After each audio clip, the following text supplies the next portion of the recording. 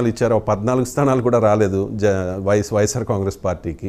So 11 స్థానాలకి పరిమితమైన పరిస్థితి. చాలా యాక్యురేట్గా ప్రెడిక్ట్ చేసిన వన్ అండ్ ఓన్లీ సెఫాలజిస్ట్ కేకే గారికి వెల్కమ్.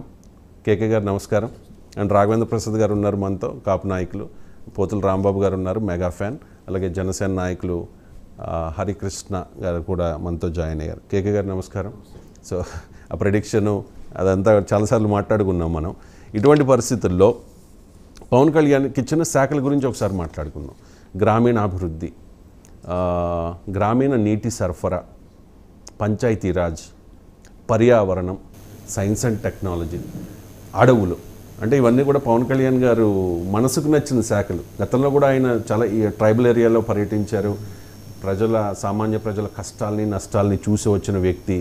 సో ఎందుకు ఇటువంటి శాఖల్ని ఎంచుకున్నట్టు అంటే ఏం చెప్తారు? అంటే ఆబ్వియస్లీ ఒక అడ్వాంటేజ్ ఉందండి ఇప్పుడు జనసేనకి. ఎందుకంటే ఈ శాఖలని somehow they are connected to the village level కానీ లేదా మున్సిపాలిటీ మండల్ లెవెల్ వరకు కనెక్టెడ్ ఎక్కువ ఉంటుంది. కాబట్టి మీకు రూట్ లెవెల్లో ఆబ్వియస్గా ఎనీ పార్టీ టార్గెట్ వచ్చేసి నెక్స్ట్ లెవెల్లో మన పార్టీని బలోపేతం చేసుకోవాలని టార్గెట్ ఉంటుంది. ఫ్రంట్ ఎండ్లో ప్రజలకి ఏదైనా వర్క్ చేసుకుంటూ.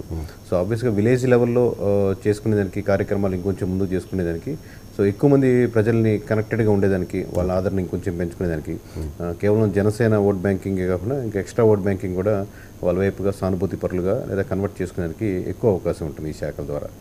అంటే ప్రజలకు ఎక్కువ కనెక్ట్ చేయొచ్చు, సైమల్టేనియస్గా పార్టీని కూడా. దీంట్లో టూ సైడ్స్ అండి, రెండు రైకులు ఉన్నాయి. ఎందుకంటే మీరు మినిస్ట్రీస్ లేదనుకోండి ఇంకొంచెం బలంగా వెళ్ళగలుగుతారు. ఇప్పుడు పవన్ కళ్యాణ్ గారు మినిస్ట్రీ కాబట్టి జనాలు చూడడానికి ఏమి రారు. మినిస్ట్రీ ఉన్నా మినిస్ట్రీ లేకపోయినా ఆబ్వియస్గా ప్రజలతో కనెక్టెడ్ ఉంటారు. మినిస్ట్రీ లేకుండా ఉంటే వేరే శాఖలతో పనులు కూడా చేయించుకోవచ్చు. ఆబ్వియస్గా ఏ సంతకం పెట్టాలనుకున్నా జనసేన తరపున ఉన్నటువంటి మినిస్టర్స్ ఆబ్వియస్గా పవన్ కళ్యాణ్ గారిని కన్సల్ట్ చేస్తారు. But at the same time మీకు మినిస్ట్రీలో ఉండబట్టి మినిస్ట్రీ సంబంధించిన కార్యక్రమాల్లో, మీటింగుల్లో, వాళ్ళ దాంట్లో డిస్కషన్స్లో, డిబేట్లో ఎక్కువ ఇన్వాల్వ్మెంట్ అవ్వాల్సి వస్తుంది. నాట్ ఓన్లీ డిసిషన్ మేకింగే కాకుండా ఇప్పుడు అదొక మైనస్గా ఉంటుంది. At the same time plus ఏంటంటే యాజ్ ఏ మినిస్ట్రీగా మీరు తీసుకోవాలనుకున్న డిసిషన్లు రిజల్ట్ కానీ ఫ్రూట్స్ కానీ డైరెక్ట్గా మీకు ఆపాదించేదానికి, ఇది పవన్ కళ్యాణ్ గారు తీసుకొచ్చిన పథకం, డైరెక్ట్గా మీకు ఆపాదించేదానికి ప్లస్ పాయింట్ ఉంటుంది. సంహౌ దీన్ని రెండింటిని బ్యాలెన్స్ చేసుకుంటూ ముందుకెళ్లాల్సి వస్తుంటుంది.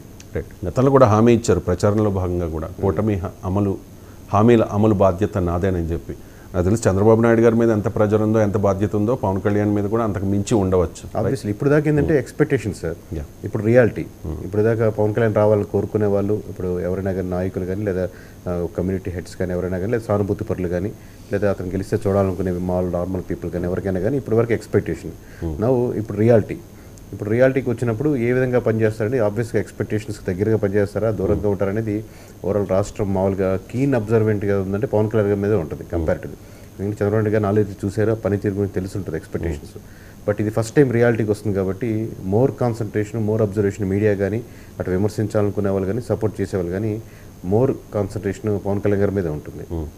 రైట్. అంటే ఆయన ముందున్న సవాళ్ళు ఏంటి? ప్రజెంట్ రాష్ట్ర ఆర్థిక పరిస్థితిని పరిగణలోకి తీసుకున్నా, లేకపోతే ఎలాగూ ప్రతిపక్ష హోదా ఇవ్వకపోయినా వాళ్ళ నుంచి ఆల్రెడీ స్టార్ట్ అయిపోయింది కదా. జగన్మోహన్ రెడ్డి ఏమన్నారు, ఓకే రాజకీయాల్లో గెలిపోవటంలో సహజమే, కానీ హనీమూన్ పీరియడ్ నడుస్తోంది అని చెప్పి. మీకు గడిచిన 10 years ఓట్ బ్యాంకింగ్ కంపేర్ చేసుకుంటే సార్, మేము ఆ సెక్షన్ కాబట్టి నేను comparatively I will confine to my section only. Okay.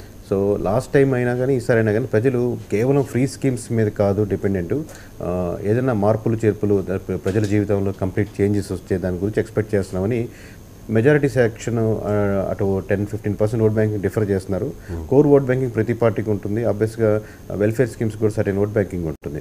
But majority ఆ 10-15% షిఫ్ట్ అయ్యే ఓట్ బ్యాంకింగ్ ఏదైతే ఉందో వాళ్ళు వాళ్ళ జీవితాల్లో, అంటే అది వాటర్ సప్లైస్ కావచ్చు, మీకు రోడ్లు కావచ్చు, మున్సిపాలిటీ కావచ్చు, లేదా మంచి స్కూల్స్ కావచ్చు, హాస్పిటల్స్ కావచ్చు, కరప్షన్ లేని గవర్నమెంట్ కావచ్చు, సో ఇలాంటి సెక్షన్స్లో మెజారిటీ ఎక్స్పెక్ట్ చేస్తున్నారు. కాబట్టి ఇటువంటి దాంట్లో మార్పులు చేర్పులు కానీ నిజంగా చేయగలిగితే ఓట్ బ్యాంక్ ఇంకొంచెం బలోపేతం చేసుకోవచ్చు. లేదు కేవలం ఫ్రీ స్కీమ్సే మాత్రమే డిపెండ్ అయ్యి అవి మాత్రం సప్లైగా ఉంటే మటుకు అది క్రిటికల్గా ఉండబోవచ్చు. అంటే జగన్మోహన్ రెడ్డి కూడా కాన్ఫిడెంట్గా చెప్తూ ఉన్నారు, మన వైపు 40% ఉన్నారు. 100% కరెక్ట్ అండి. ఎందుకంటే ఇప్పుడు ఎక్కువ మంది చూసేది అబ్జర్వేషన్ ఏంటంటే భూస్థాపితం అయిపోయింది వైఎస్ఆర్సీపీ, ఏమీ లేదని. లాస్ట్ టైం టీడీపీ కూడా సేమ్ ఇదే కమెంట్స్ ఎదుర్కొంది. 23 seats వచ్చాయి. ఎనీ పార్టీకి ఒక 100లో 40% అంటే మీరు 11 మంది సీట్లు చూస్తున్నారు. 11 మంది ఈరోజు ఉండొచ్చు, రేపు ఉండకపోవచ్చు కూడా. బట్ పీపుల్ మీ వెనకాల ఇంత క్లిష్టకాలంలో కూడా అవతల కూటమి కట్టినా కానీ 40% పీపుల్ సపోర్టెడ్ యూ.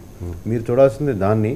సో మంచి ప్రధాన ప్రతిపక్ష టెక్నికల్గా లేకపోయినా కానీ మీరు రెస్పాన్సిబుల్గా ఉండి క్రిస్టల్ క్లియర్గా మీరు ఎక్కడైతే మిస్టేక్స్ చేసామో అవి యాక్సెప్ట్ చేస్తూ ఇవే సేమ్ మిస్టేక్స్ ఇవే కంటిన్యూ అవుతున్నాయని కానీ మీరు ప్రొజెక్ట్ చేసుకోగలిగితే వాళ్ళకు కూడా బలోపేతమైనదానికి 100% ఆస్కారం ఉంటుంది. 2014లో రాష్ట్రం కొత్తగా ఏర్పాటైన తర్వాత చాలా బాధ్యత ఉంది చంద్రబాబు నాయుడు మీద. బట్ ప్రతిపక్షాలకు ఆయన అవకాశం ఇచ్చేశారు. అందుకనేమో బహుశా 23 స్థానాలకు అప్పుడు పరిమితం అయ్యారు. మీరు అబ్జర్వ్ చేశారా చంద్రబాబు నాయుడు అండ్ నారా లోకేష్లలో ఆ స్థితప్రజ్ఞత? అంటే అధికారం వచ్చింది కదా అని చెప్పి ఆ అహంకారం గతంలో అంటే ఖచ్చితంగా మారుతున్నారు సార్. ఇప్పుడు సమీకరణ అప్పుడు 10 years బిఫోర్కి 5 years బిఫోర్కి ఇప్పుడు పీపుల్స్ కానీ లీడర్స్ కానీ సినిమా యాక్టర్స్ కూడా చూస్తే మోర్ పీపుల్తో కనెక్టెడ్గా ఉంటున్నారు. ఇంతకుముందు చూసిన వాళ్ళు కలిసిన వాళ్ళు ఏ పెద్ద హీరోలు ఉండరు. ఇప్పుడు ఎక్కువ మంది పీపుల్తో కనెక్టెడ్గా ఉంటున్నారు. ఇది ఆబ్వియస్గా పీపుల్స్లో ఎక్స్పెక్టేషన్స్ మారిందని ప్రతి లీడర్ ఐడెంటిఫై చేశారు. But at the same time reality మీరు పథకాలని ఇంప్లిమెంట్ చేసే విధానంలో ఆ రియాలిటీ కనపడకపోతే మళ్ళీ సేమ్ రిజల్ట్సే వస్తాయి ఎనీ పార్టీకి. అంటే ఏమాత్రం అవకాశం ఇవ్వకూడదు మీరు చేసుకుంటే బాగాలి. అదే మీరు 5 years కదా సార్, 20 years అయినా ఉంటారు. అవును, అంటే చాలా ప్లాన్డ్గా వెళ్తున్నట్టుగా అర్థమవుతుంది ఈసారి.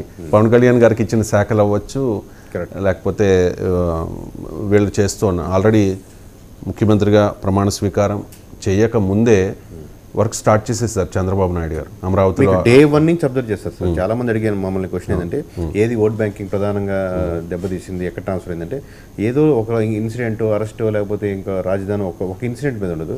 మీకు డే 1 సంతకం పెట్టినప్పటి నుంచి మీరు ఏం చేస్తారు, మీ కార్యకర్తలతో ఎలా బిహేవ్ చేస్తారు, ప్రజలతో ఎలా ఉంటారు, ఏ సంఘటన అది 0.5% +1% 2% ఇలా యాడ్ అవుతూ ఉంటుంది.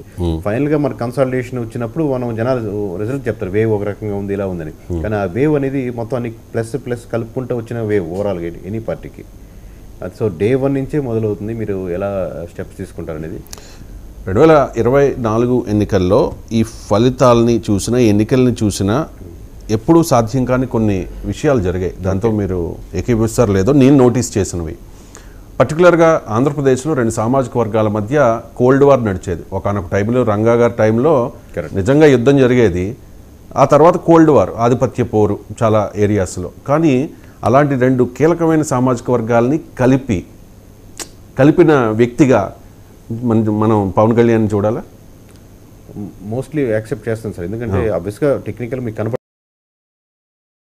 నాట్ ఓన్లీ క్యాస్ట్ ఈక్వేషన్స్ మిగతా ఈక్వేషన్స్ ఉన్నప్పటికీ మీరు ఓన్లీ క్యాస్ట్ ఈక్వేషన్స్ బేస్డ్ అడుగుతున్నారు కాబట్టి ఆబ్వియస్గా టెక్నికల్ చూపించుకుంటే గోదావరి జిల్లాలో బలంగా కాపులు ఆబ్వియస్గా సపోర్ట్ చేయగలిగారు. ఫస్ట్ మాకు 70-30 కనపడ్డ తర్వాత అది 75-25 నుంచి 80-20 కాడి నుంచి చివరికి 95% వరకు ఓట్ ట్రాన్స్ఫర్ ఎలా జరిగింది. అలాగే మీకు కృష్ణా గుంటూరు జిల్లాలో అబ్జర్వ్ చేస్తే మేము అబ్జర్వ్ చేసిన డేటాకి at the same time 95% vote banking 2 కమ్యూనిటీలకి బాగా ఓట్ ట్రాన్స్ఫర్ అయింది. మీకు చాలామంది ఒక అపోహ చెప్పేది ఏంటంటే జనసేన గురించి ఒకే గోదావరి జిల్లాలో మాత్రమే ఉంటుంది ఓవరాల్గా అనేది ఒకటి ఫ్యాక్టరీ చెప్తా ఉంటారు. బట్ మీకు జనసేన సపోర్ట్ లేకుండా ఉండేటువంటి ఒక్క విలేజ్ కూడా ఉండదు రాష్ట్రం మొత్తం మీరు అబ్జర్వ్ చేస్తే రాష్ట్ర వ్యాప్తంగా. కొన్ని విలేజ్లో 1% 2% ఉండొచ్చు, కొన్ని విలేజ్లో 30% 40% ఉండొచ్చు.